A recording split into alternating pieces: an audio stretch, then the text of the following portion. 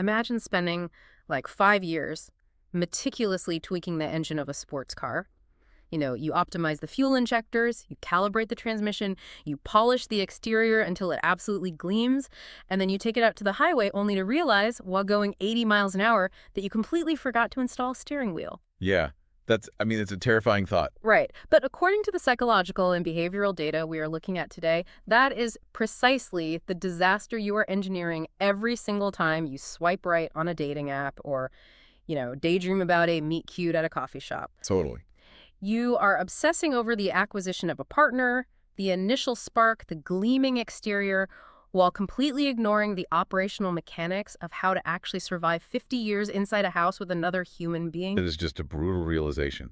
I mean, we trust our instincts, Yeah. right? We trust them to guide us toward human connection, assuming that if the spark feels right, the structural integrity of the relationship will just, somehow naturally follow. Yeah, like it just magically happens. Exactly. Mm-hmm. But the sources we are looking at today argue that those very instincts have been hijacked.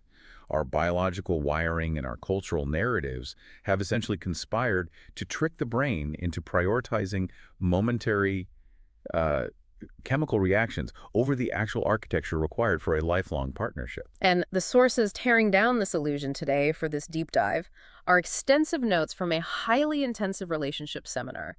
It was led by a married couple, Stephen and Liz. Right. And our mission for you today is to dissect the practical and psychological wisdom embedded in the framework they present. It is a highly intentional, almost surgically precise method for evaluating character. It really is. But right out of the gate, we need to lay down our own framework for how we are approaching this material, because the context is, well, it's very specific. Yes, the impartiality of our approach here is vital. Yeah. So the seminar led by Stephen and Liz operates from a very explicit foundational Christian theological perspective. Yeah. And our role as your guides through this material is entirely analytical and impartial. We are not endorsing any specific theology. We are not taking sides on any religious spectrum. And the goal is certainly not conversion. Exactly. We are just looking under the hood of the car.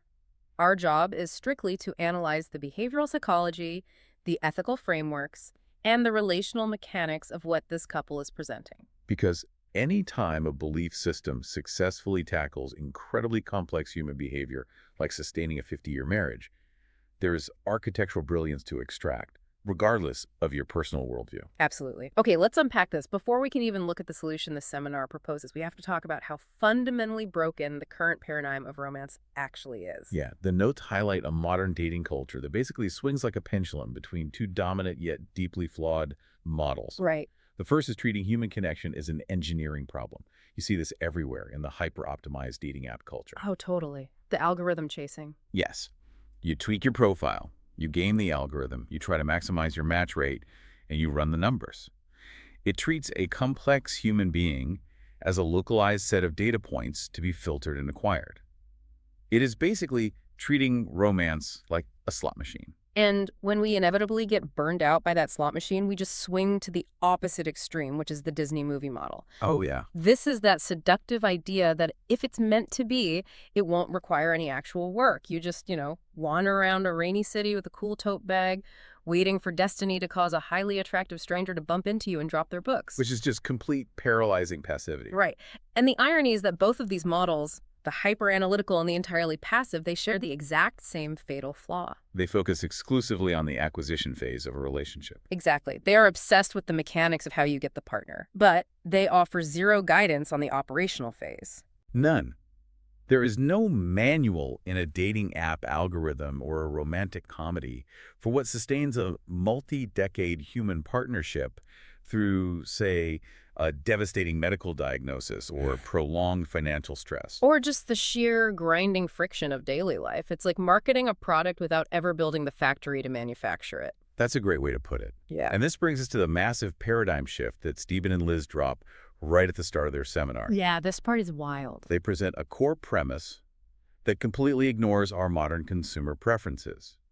They argue that dating should not be recreational at all. It is exclusively an avenue toward marriage. Which is such a culture shock. To evaluate a potential spouse, they don't look at whether you both enjoy the same A24 films or hiking or have matching Spotify playlists. Right, because none of that actually matters when the boiler breaks in the middle of winter. Exactly. Instead, they use a rubric derived from an ancient text, specifically 1 Timothy 4.12. And for context, that text outlines 5 specific areas for setting the standard: speech, conduct, love, faith, and purity. Now, the psychological brilliance of applying this to dating is that this text was originally written as a leadership evaluation. Wait, really? Like for a job? Basically, Right. it was a rubric for determining who had the fortitude and character to lead a community through extreme hardship. Stephen and Liz are taking a rigorous leadership evaluation and just completely repurposing it as a filtering mechanism for romance. Which fundamentally changes everything. If we treat dating less like a romantic comedy and more like, say, hiring a co-founder for a startup, the interview process on a first date is totally different. Completely different. If I am hiring a co-founder to run a company for the next 40 years, I could not care less if we both like the same pizza toppings. I care about how they handle a catastrophic supply chain crisis. Right. I care about their capacity for execution when they are exhausted. I care about their integrity when nobody is watching. The co-founder analogy is remarkably accurate because it reframes marriage from the culmination of a romance to a form of co-leadership. You are permanently linking your financial, emotional, and potentially parental future to this individual's character. You're running a life together. Exactly. You are going to manage a household, raise children, navigate career collapses, and deal with the trauma of aging parents together. That requires a high degree of executive function, not just shared recreational hobbies. Okay, so if shared hobbies are out, how do we actually measure executive function on a Tuesday night dinner date? The first metric they pull from that ancient rubric is speech. And they bypass the usual criteria entirely here. Right. The modern test is usually, are they a charming conversationalist to me? But Stephen and Liz introduced the waitress test. The classic waitress test. It's so good. It is not about how they speak to you across the candlelight. It is about how they speak to third parties. How do they address the server who messes up the order? How do they talk about their ex-coworkers? Are they gentle, or is their default mode harsh, cynical sarcasm? Exactly. And the underlying biology of why this specific test is so necessary is critical to understand. Oh, the biological aspect is fascinating. During the early stages of infatuation, when you are sitting across from someone you find attractive, your brain is actively working against your ability to perceive reality. It's literally fighting you. It is. It floods your system with a cocktail of neurochemicals, primarily oxytocin and dopamine. This creates a state of localized romantic blindness. Wow. Your biological imperative in that moment is simply to bond. To achieve that, your brain actively suppresses the critical thinking centers regarding the person in front of you. You only evaluate how they make you feel. So if they flatter you, the dopamine hits, and you just subconsciously assume they possess high moral character. Right. You are literally under the influence of narcotics manufactured by your own brain. That is terrifying. So observing how they speak to the waitress removes that chemical bias. You get to see their unvarnished baseline. But the seminar takes this concept of speech so much further, and this is the part that completely rewired how I think about this. They connect a partner's casual speech to future parenting. Yes, through the idea of a linguistic ecosystem. It is a heavy realization. Child psychology demonstrates that a parent's speech patterns literally wire a child's internal monologue. It's so true. The tone a parent uses to address a child and the way a parent speaks about the world in front of a child becomes the foundational operating system for that child's brain. Let's stop and really think about the gravity of that for a second. If you are dating someone who constantly gossips or who reacts with explosive, harsh language to a minor inconvenience like getting cut off in traffic, the romantic filter makes you rationalize it. Right, you say, oh, they just have a high-stress job, they're just venting, it's totally fine. But you aren't just tolerating a bad mood. The exact cadence, the exact tone of voice they use to vent today will literally become the voice inside your future daughter's head when she makes a mistake on her math homework. Oh, man, that hits hard. You are selecting the linguistic ecosystem your children will inhabit. The short-term filter makes excuses, but the long-term parental filter demands that you view that excuse as a massive structural vulnerability. Because words are the architecture of a child's reality. Exactly. But if the waitress test proves they can say the right things, that still leaves a massive loophole, right? Because words are cheap. Someone could be an incredibly articulate sociopath who knows exactly how to sound gentle. Well, yes, that is the danger. So how do we measure actual structural integrity? This pushes us into the second metric, which is conduct. And the seminar relies heavily on a behavioral economics principle here, stated preferences versus revealed preferences. This principle is essentially the ultimate lie detector for human behavior. Tell me more. A stated preference is what someone tells you they value. A revealed preference is what their actions actually prove they value. Give me an example. So an individual might look you in the eye and state that they deeply value their physical health and longevity. But if their revealed preference is buying fast food 5 times a week and avoiding any form of physical exertion, the drive-through receipt tells the actual truth. Right. Actions always expose the underlying character architecture. Always. Stephen uses a very pointed example in the seminar. He describes a guy who talks an incredible game. He says he has massive goals, he wants to build a business, he wants to lead a family. Sounds great on paper. Right? But his actual daily routine is staying up until 5 a.m., playing video games, sleeping through his morning classes, and just laying on the couch. And the seminar clarifies that this is not a moral attack on rest or like a crusade against video games. No. Right. It is a strict diagnostic of their capacity for execution. It is a question of whether their daily micro-habits align with their macro goals. Which is huge. Because if you tie your life to someone who lacks the capacity for execution, you will inevitably carry the operational burden of the entire relationship. You will become their manager, not their partner. Okay, here's where it gets really interesting, though. I hear the logic of looking at the daily receipts to expose character. But honestly, if someone evaluated my character based entirely on my lazy Sundays where I hit snooze 3 times and completely ignore my inbox, I'd look like a massive failure. Sure, we all have those days. So where is the line between needing rest or just having a rough Tuesday and having a fundamental, toxic, revealed preference of poor character? Because we can't demand robotic perfection from a partner, right? No, of course not. The distinction lies entirely in the trajectory and the response to accountability, not in demanding flawless daily performance. Okay. A rough Tuesday or a lazy Sunday is an anomaly in an otherwise upward trajectory of responsibility. Huh? A reviewed preference of poor character is a consistent, entrenched pattern of behavior where the individual actively resists accountability. I see. The guy staying up until 5 a.m. every single night isn't resting from a hard week of execution.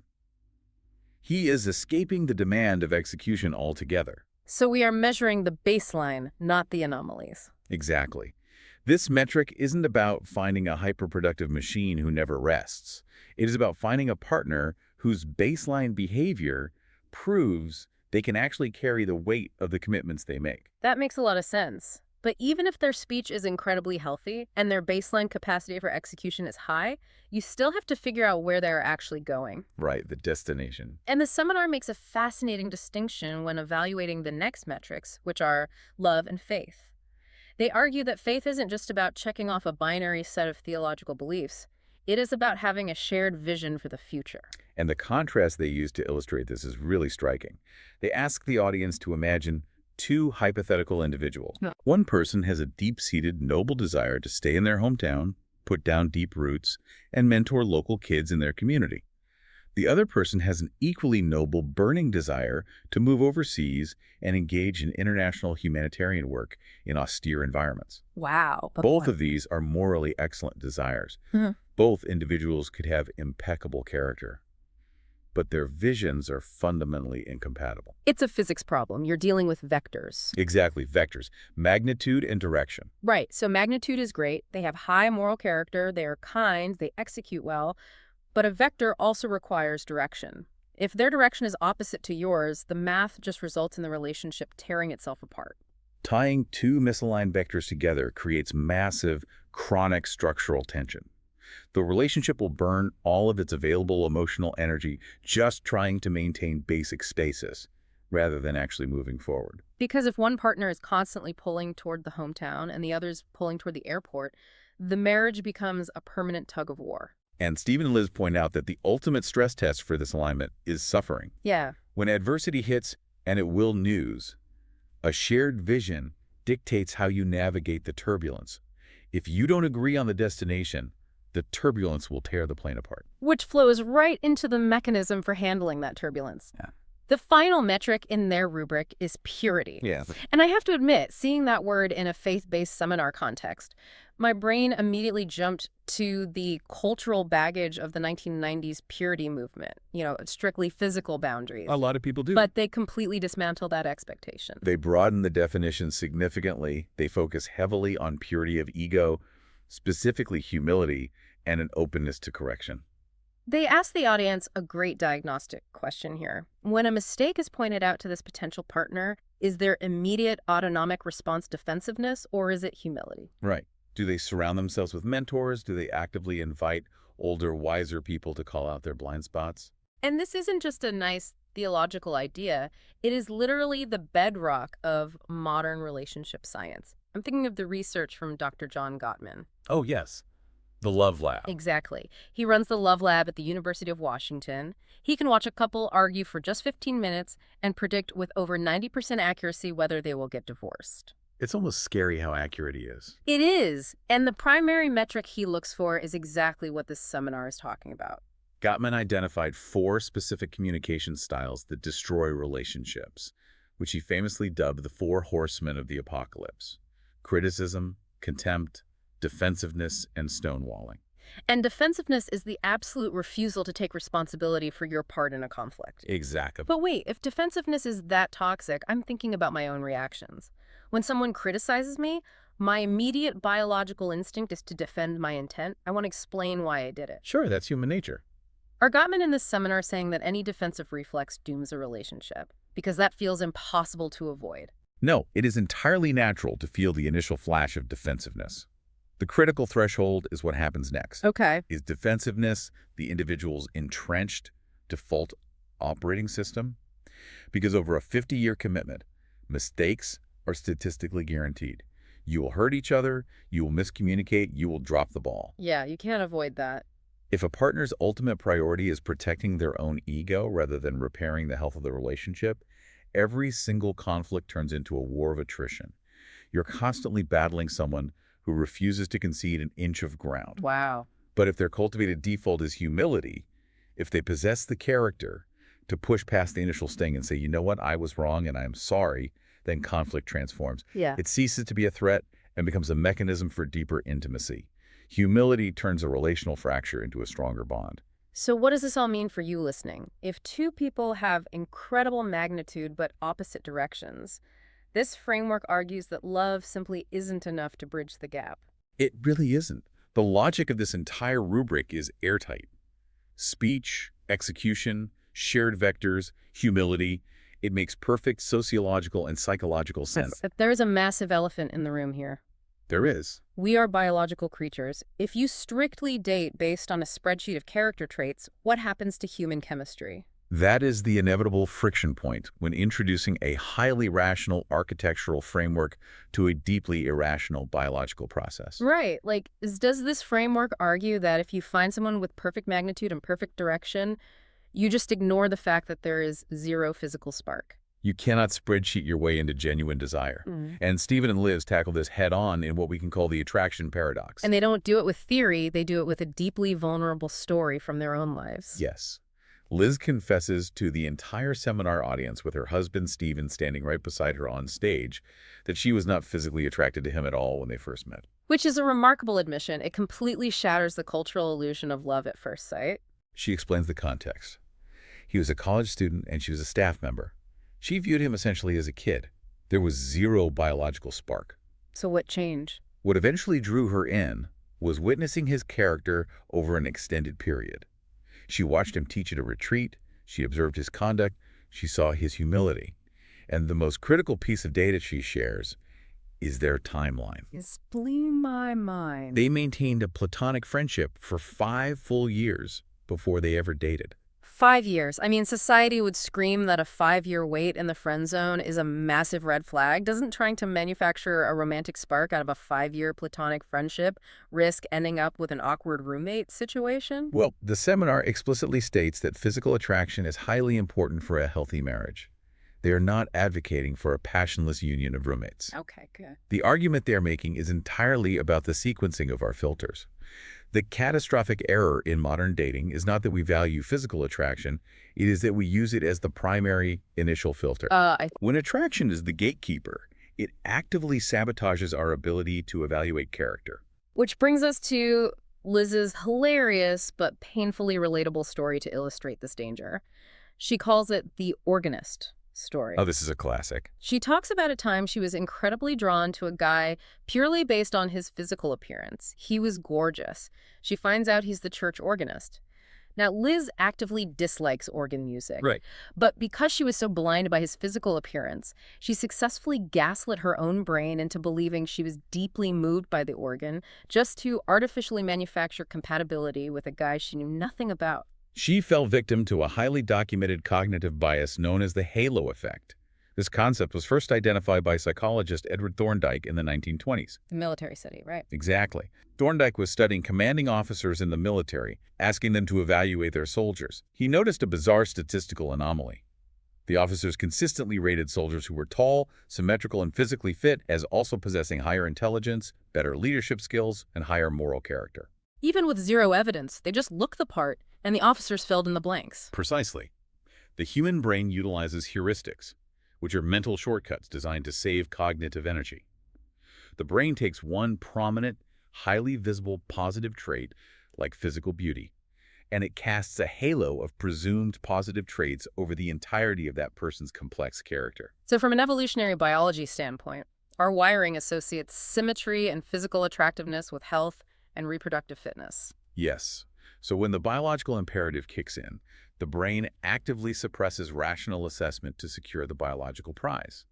You aren't dating the actual flawed human being in front of you, you are dating the halo your brain projected onto them. But if we strip away the halo and we force character to be the primary filter, how does the physical attraction actually generate? I mean, how did Liz go from feeling zero attraction to Steven to eventually considering him the most attractive man she's ever seen? If we look at cognitive psychology, we can find the mechanism in the work of Robert Zajonc, who demonstrated the mere exposure effect. Okay, what's that? Zajonc proved that human beings develop preferences for stimuli simply because they are familiar with them. The brain equates familiarity with safety and safety with preference.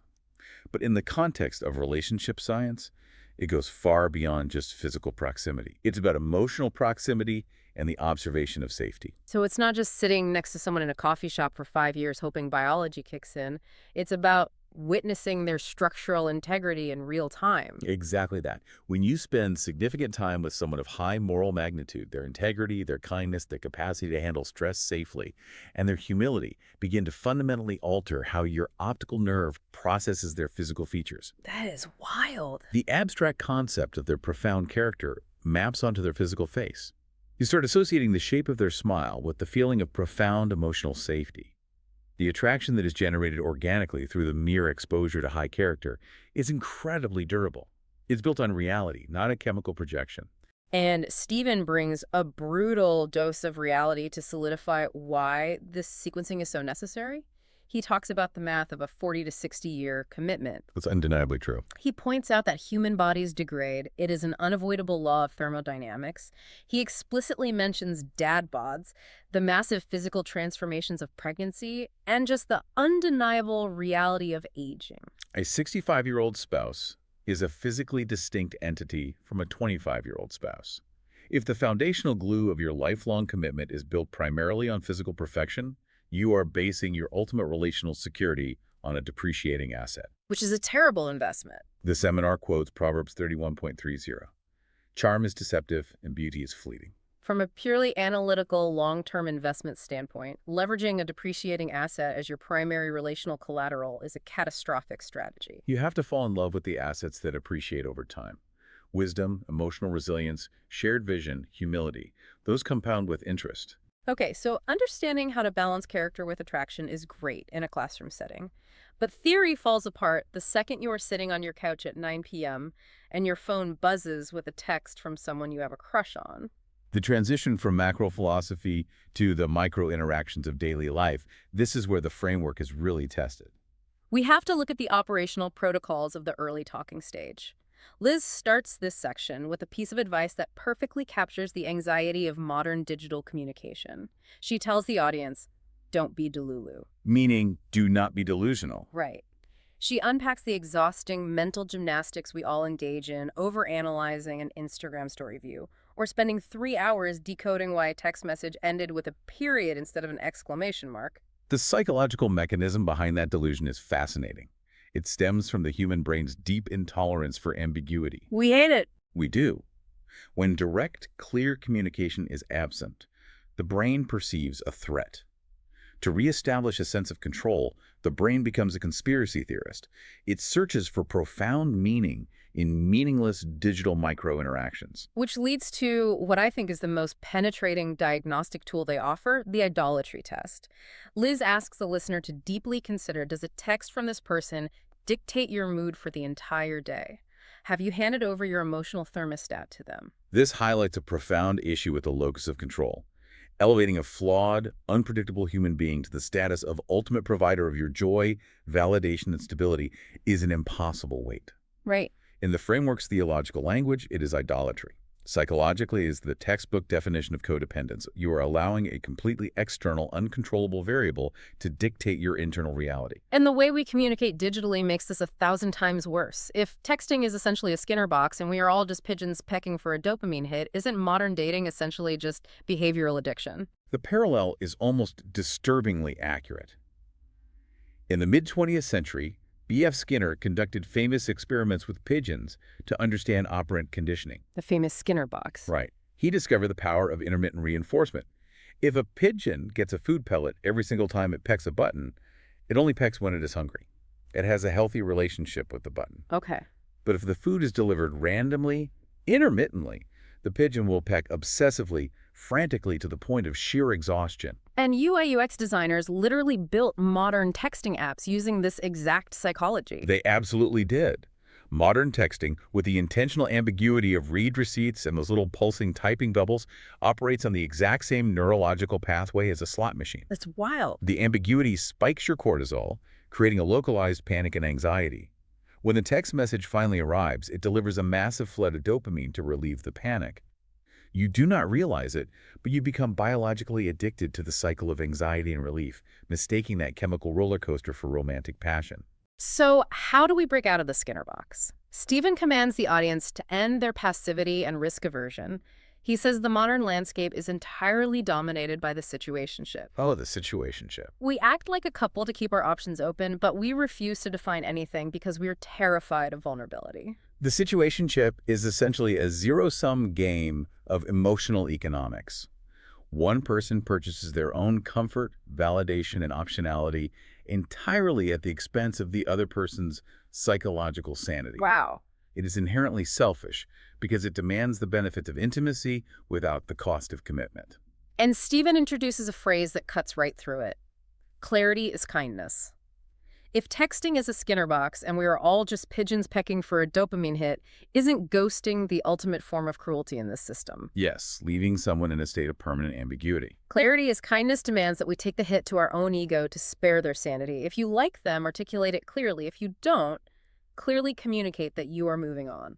It forces the individual to absorb the temporary, acute discomfort of delivering or receiving a rejection in order to prevent the prolonged chronic agony of ambiguity.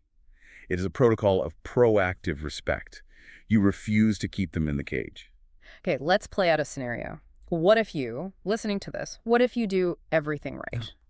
You maintain your emotional thermostat, you demand clarity, you ruthlessly filter for character using the First Timothy rubric, you strip away the halo effect, and yet you are 32 years old, your friends are all getting married, and you are still single. That's a very real scenario. How does the framework handle the sheer, crushing anxiety of the unmet timeline? This is where the seminar transitions from behavioral protocols into a profound existential reframing. They do not minimize the dread and the heartache of the waiting season. The biological, psychological, and sociological desire for intimate connection is entirely valid. Absolutely. But they introduce a practice from their own single years that is incredibly revealing. They call it the mirror exercise. Yeah, this part was intense. They said that when they were single and wrestling with deep loneliness, they would literally stand in front of a mirror, look themselves in the eye, and say out loud, "You are going to be okay." In the realm of family system psychology, this exercise is a masterclass in what Murray Bowen calls the differentiation of self. What does that mean? This is the psychological capacity to maintain your own solid sense of identity, intrinsic worth, and emotional stability, completely independent of your relationship status or the emotional state of those around you. And Stephen gives a very stark warning about this exercise. He says that if looking in the mirror and accepting the possibility that you might remain single causes you to have a complete psychological breakdown, it reveals a massive structural flaw in your foundation. It does. It means you are demanding that a romantic partner fills a spiritual or psychological void that they were fundamentally not engineered to fill. You are asking a human to be your savior. Which brings us to the theological cognitive shift at the absolute core of their framework. And again, presenting this impartially, we have to look at the psychological mechanics of what this specific belief actually accomplishes for the believer. Right. The framework relies heavily on texts like Revelation 19, which suggest that earthly marriage is merely a temporary reflection of a divine reality. In their theological view, there are no married couples in heaven. Earthly marriage ends definitively at death. The psychological freedom that doctrine provides is staggering. I mean, think about the modern dating market. It is driven entirely by absolute existential panic, the ticking biological clock, the scarcity mindset, the terrifying fear that if you swipe left on the wrong person or miss the right coffee shop, you will die alone and your life will be fundamentally incomplete. The cultural narrative places romantic marriage as the absolute pinnacle of human self-actualization. If you fail to achieve it, you have failed at the primary objective of life. But by decentering earthly marriage and framing it as a temporary state rather than the ultimate cosmic goal, this framework completely evaporates the scarcity mindset. It removes the existential panic from the equation. The belief posits that the ultimate prize of connection and completion is guaranteed to you in the eternal sense, regardless of your marital status on earth. It reclaims your agency. It turns a passive, anxious waiting season where you are just sitting around waiting for someone to pick you into an active period of what Liz calls sanctification. Yes. It's not about frantically searching the market. It's about actively working to become the person you desire to marry. But I have to be honest, shifting to a cosmic eternal perspective is incredibly tough when the biological clock is ticking right now in the physical world. It is a profound tension. The desire for a family is real. How do you balance eternal patience with physical reality? That is precisely the tension that emerged during the highly practical Q&A session at the end of the seminar. High-minded ideals always crash into the messy, friction-filled realities of the modern world. The audience questions provided some fascinating insights into how this framework operates on the ground. Let's run through these friction points because they are incredibly relatable. Friction point 1, zero dating experience. An audience member essentially asks, I'm in my late 20s and I've never really dated. Is being an inexperienced dater a massive disadvantage in the market? Stephen challenges that cultural assumption entirely. Mm-hmm. Modern culture assumes that dating is a skill where practice makes perfect. Right. But often, accumulating a decade of dating experience just means accumulating profound relational trauma, deep cynicism, and heavy baggage.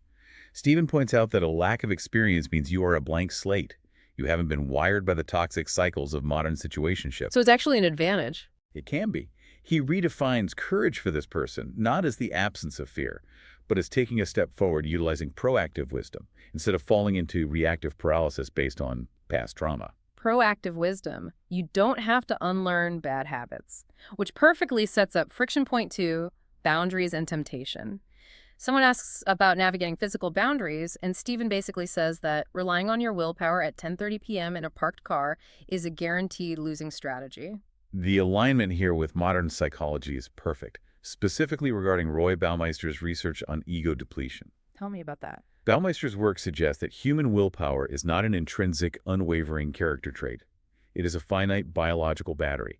Every single decision you make, every stressor you manage, every impulse you suppress throughout the day depletes that battery. Wow. By 10:30 p.m., your executive function and impulse control are at their absolute lowest biological point. So relying on a completely depleted biological battery in a highly charged romantic environment is just naive. Stephen says true maturity isn't testing your strength at the edge of the cliff. Maturity is building your house 3 miles inland so you never even have to test the edge. It's about environmental control over raw willpower. Design your environment so you don't have to make the hard choice when you are exhausted. Very practical. Okay, friction point 3 is my favorite because it is so incredibly modern. The AI question. Someone asks if it's okay to use ChatGPT to find Bible verses or study materials they can't remember. The collision of ancient texts and artificial intelligence. Stephen warns heavily against relying on it, arguing that outsourcing your study to an algorithm robs you of the character formation that happens during the struggle to find the answer. That concept of cognitive offloading is profound. It's exactly like using GPS everywhere you go. You type in the destination, you follow the blue line, and suddenly you realize you have lived in a city for 3 years and have absolutely no idea how to navigate your own neighborhood without a screen. You offloaded your spatial awareness to a machine. In cognitive psychology, there is a vital concept known as desirable difficulties. The friction of the search, the frustration of flipping through pages, the mental effort required to recall information, the wrong turns you take is the exact neurological mechanism that encodes that knowledge into your long-term memory. So the struggle is the point. Exactly. AI provides the destination instantly, but it entirely bypasses the journey. And the journey is where wisdom, patience, and character are forged. You get the data, but you lose the transformation. You become a tourist in your own knowledge base. Wow. Okay, the final friction point. Dating a baby Christian or someone drastically less mature in their personal development. And the speakers offer an uncompromising hardline rule: do not do it. They introduce a brilliant analogy from a book called Sacred Marriage. They ask the audience a diagnostic question. Does tying your life to this person double your capacity? Or does it cut it in half? Are they an engine that propels you both forward, or are they an anchor requiring constant emotional triage and rescue? It's exactly like a three-legged race. If you are tied to someone who is literally just learning how to walk, you are going to spend 90% of your energy just trying to keep them upright. You aren't running the race together, you are managing a permanent rescue mission. Right. But the nuance they add here is crucial. You aren't just evaluating chronological time, you are evaluating momentum. A person newer to personal growth might have a massive upward vector of humility and hunger, while someone who has been coasting for a decade might have a completely flatline trajectory. It brings us right back to the physics problem of the vectors, direction and magnitude. If we pull all these disparate friction points together, rejecting AI shortcuts, controlling your environment to protect your battery, evaluating a partner's momentum, the singular unifying theme of this entire framework is radical, uncompromising intentionality. It really is a complete and total rejection of passive, consumer-driven romance. Let's synthesize this entire journey. We started by looking at the algorithmic slot machine of modern dating, where we obsess over the acquisition phase, and we proposed replacing it with the rigorous co-leadership character rubric of 1 Timothy. We dismantled the cognitive trap of the halo effect, proving that observing verifiable character actually generates sustainable physical attraction over time. Which is such a paradigm shift. It is. We escaped the Skinner box of toxic texting by demanding that clarity is kindness. And we found profound relief in a cosmic perspective that completely cures the dating panic and the scarcity mindset. The reason this deep dive matters so deeply is that replacing the fleeting, chemically induced illusion of an initial spark with the enduring, verifiable architecture of character will save an individual decades of relational heartbreak and wasted emotional energy. It shifts the foundation of your entire life, from sand to bedrock. Which brings us to our final provocative thought for this deep dive. Something for you to mull over as you go about your day.